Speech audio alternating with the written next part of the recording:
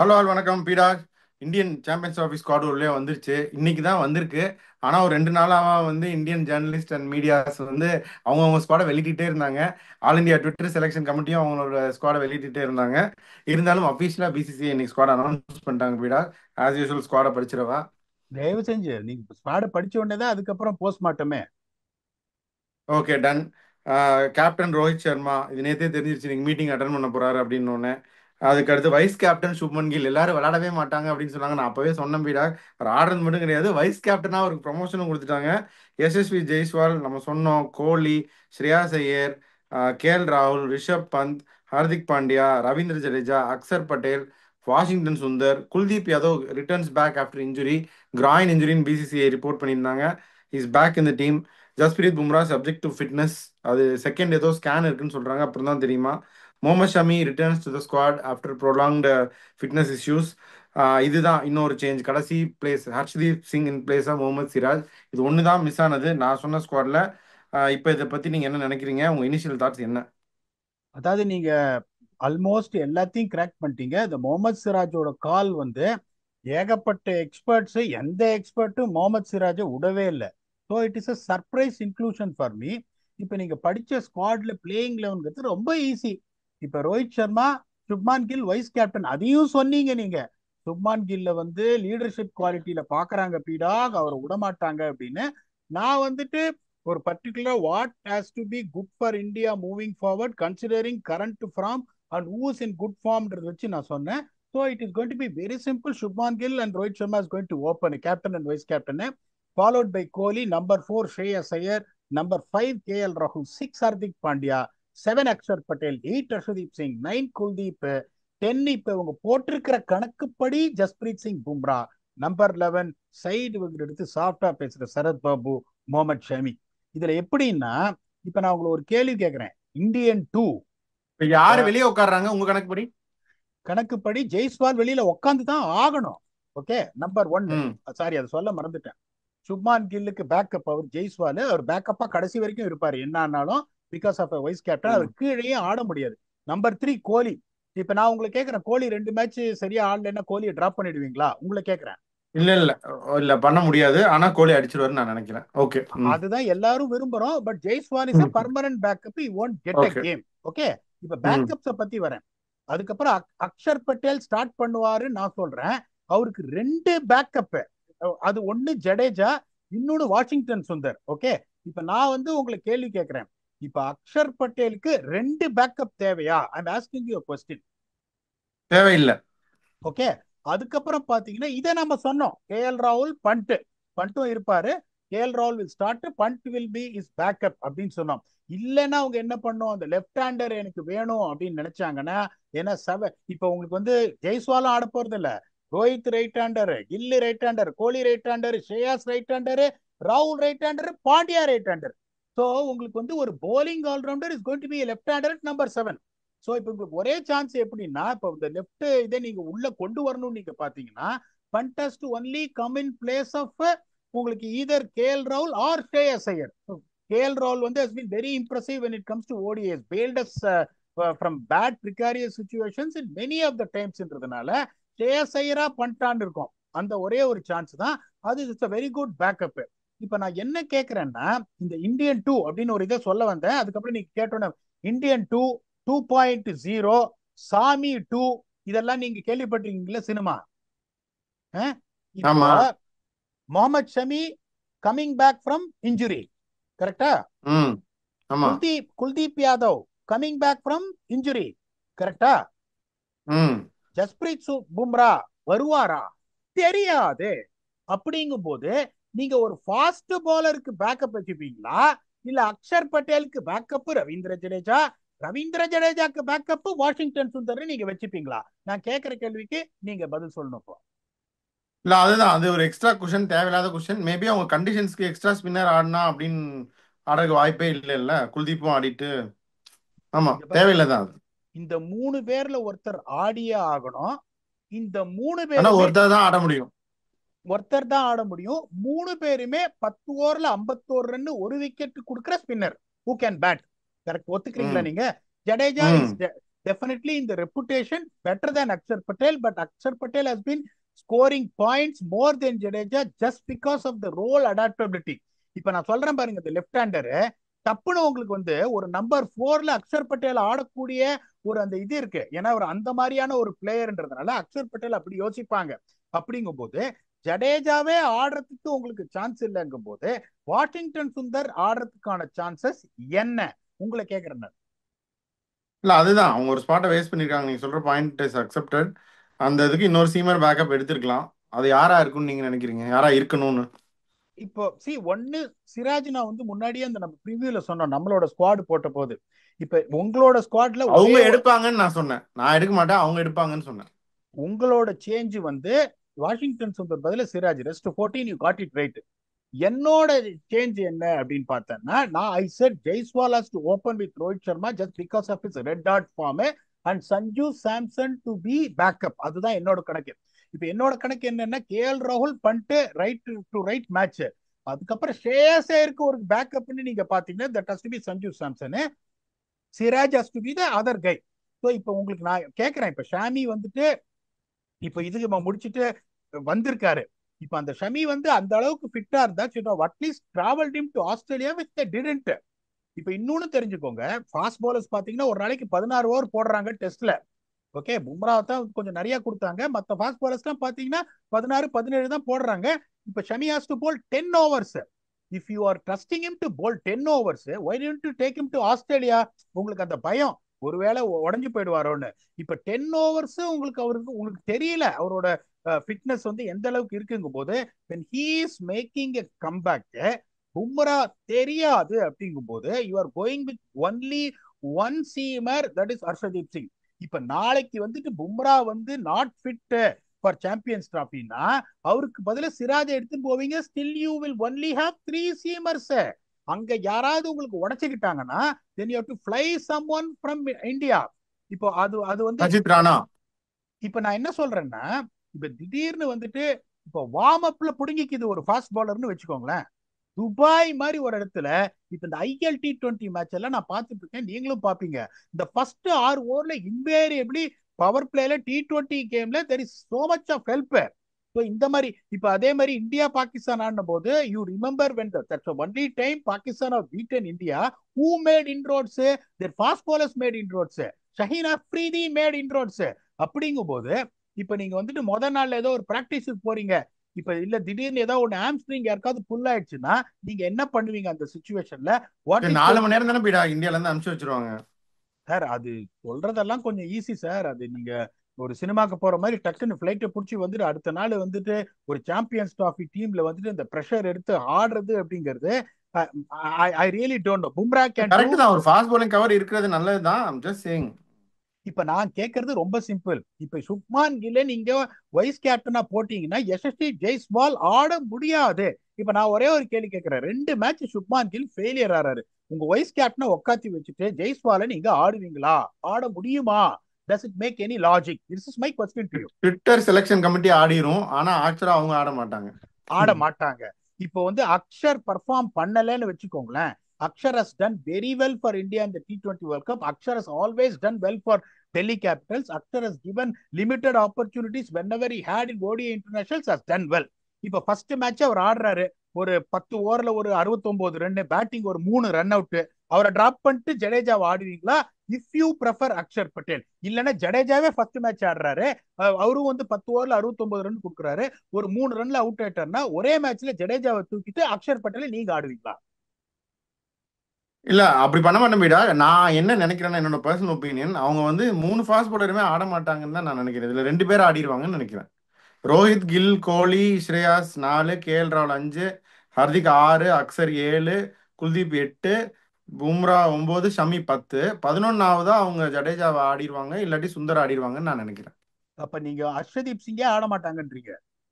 அவங்க 2 plus Hardik Pandya 3 Seeman connect பண்றாங்கன்னு நான் நினைக்கிறேன். ஏன்னா அதனாலதான் அவங்க 3 ஃபாஸ்ட் bowlers வச்சிருக்காங்க ஸ்குவாட்ல. 3 பேர் ஆடுறதா இருந்தா 4 பேர் சொல்லியிருப்பாங்க, நீங்க பண்ற மாதிரி, நீங்க சொல்ற மாதிரி. சின்ஸ் தேர் அனௌன்சிங் ஒன்லி 3, 2 ஃபாஸ்ட் bowler தான் ஆடிட்டு ஹர்திக்க 3ஆவதா வச்சுக்குவாங்கன்னு நான் நினைக்கிறேன். எனக்கு வந்து ஹர்திக் வந்து 10 ஓவர் போடக்கூடிய ஒரு 3வது ஃபாஸ்ட் பவுலரா அப்படின்னு நீங்க கேட்டீங்கன்னா தெரியாது. கரெக்ட் தான், அது கரெக்ட் தான். பட் அவங்க நான் அது மாதிரி வச்சிருக்கலாம், எனக்கு தெரியல.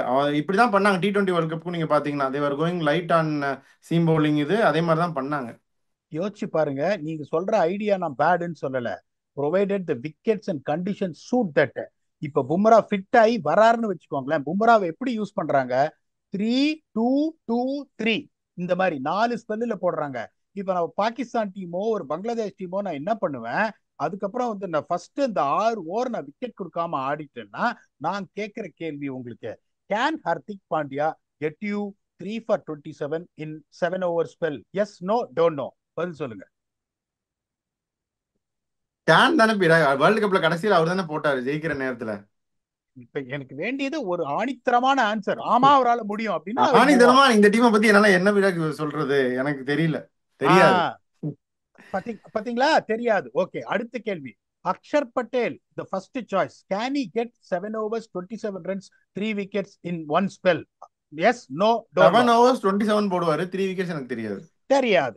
ஓகே, அதுவும் தெரியாதுன்ட்டீங்க. இப்போ அதுக்கப்புறம் வரேன். another chance for you is a wicket taking option is Kuldeep.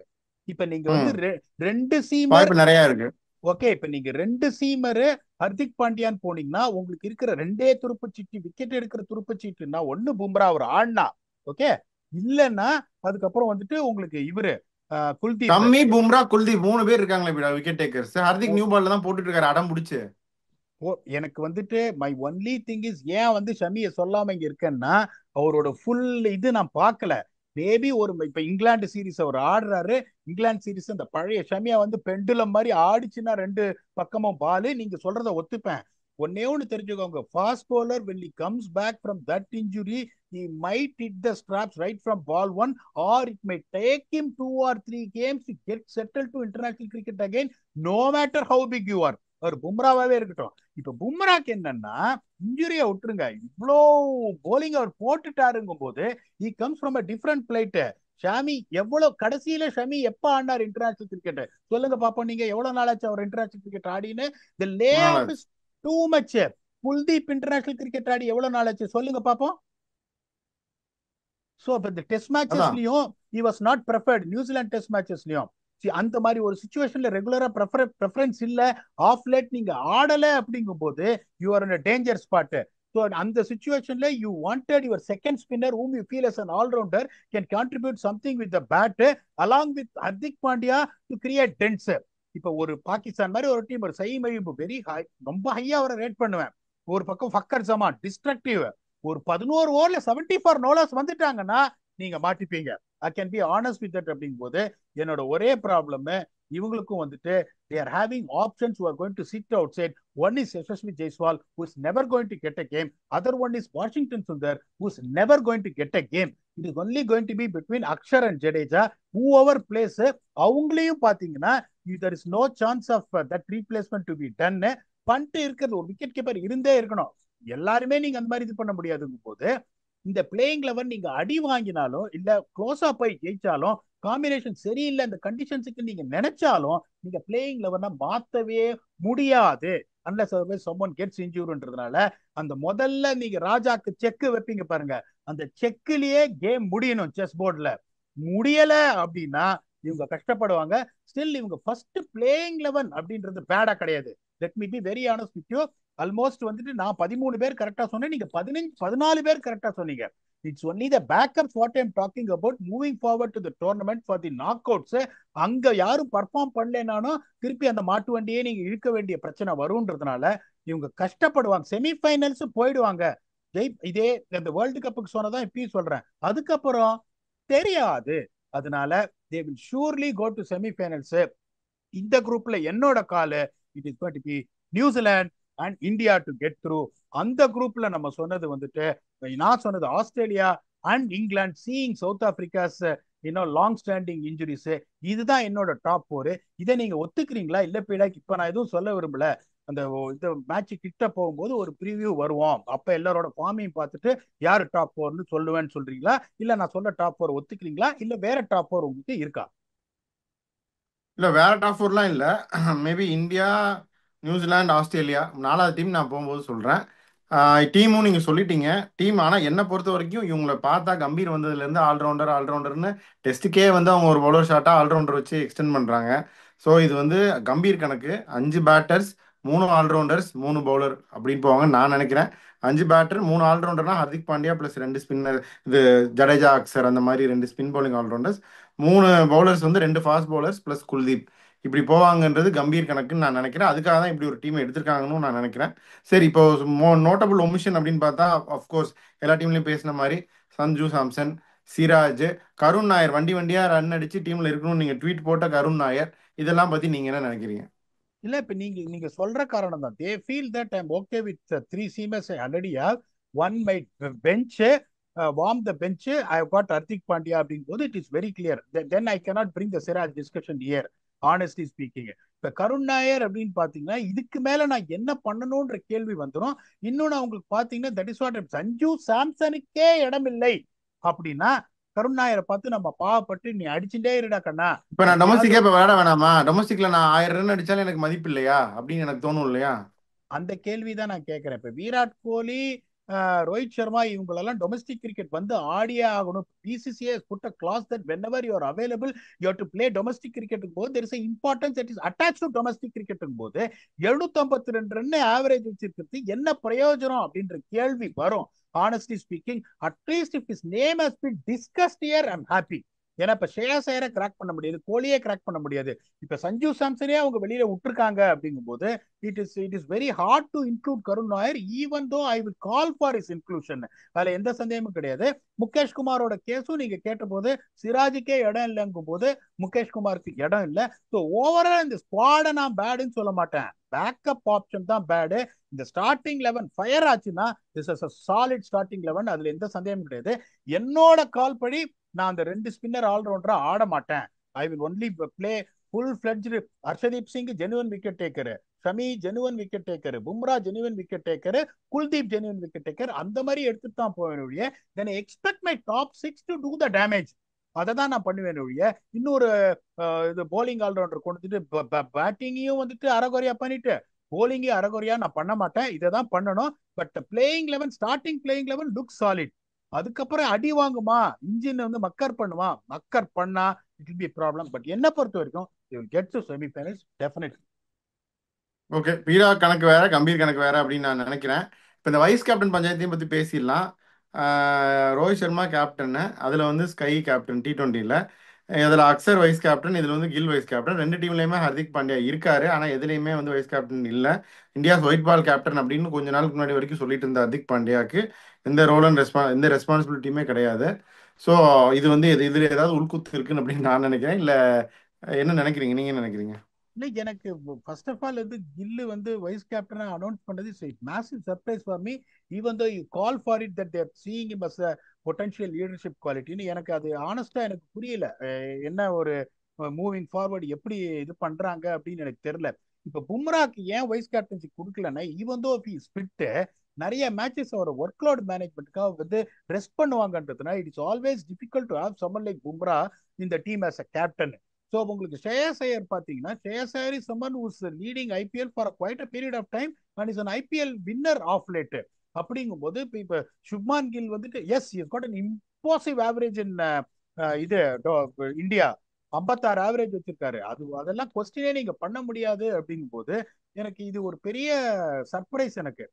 எப்படி வந்துட்டு இவருக்கு இப்ப பண்ட் பாத்தீங்கன்னா அவரோட பிளேயிங் லெவல்ல உள்ள வர்றதே வந்துட்டு ஒரு கேள்விக்குறியா இருக்கும்போது அவருக்கும் நீங்க வந்துட்டு இது கொடுக்க முடியாதுன்றதுனால இப்போ சுப்மான் கில் கொடுத்துருக்காங்க. நான் என்ன பண்ணிருப்பேன், வைஸ் கேப்டனை அனௌன்ஸ் பண்ணாம ஒரு டீம் இது பண்ணிருப்பேன்.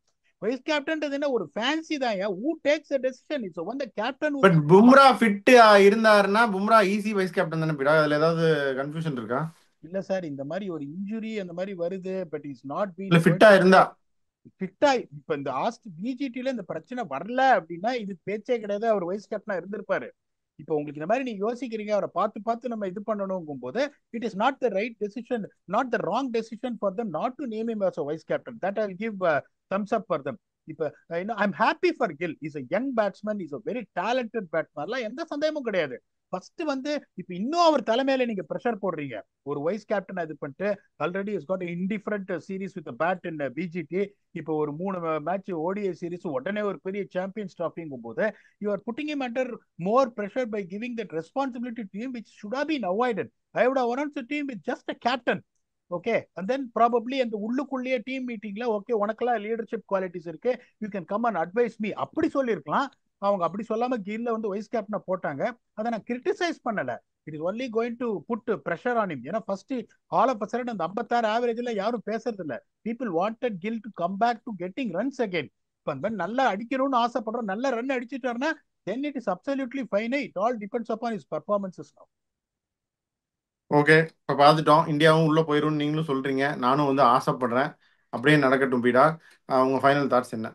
இந்த நல்ல டீம் தான் செலக்ட் பண்ணி. see we are not here to criticize everything, that's not our motto. நல்லா தான் செலக்ட் பண்ணிட்டாங்க. இப்ப 13 பேர் நான் சொன்னேன், அதுல 15 இருக்கு. இப்போ 2 மிஸ் அவுட் ஆச்சு, நீங்க சொன்னதுல 1 தான் மிஸ் அவுட் ஆச்சு. ஆணித்தரமா சொன்னீங்க கில்ல இருந்தே இருப்பாருன்னு.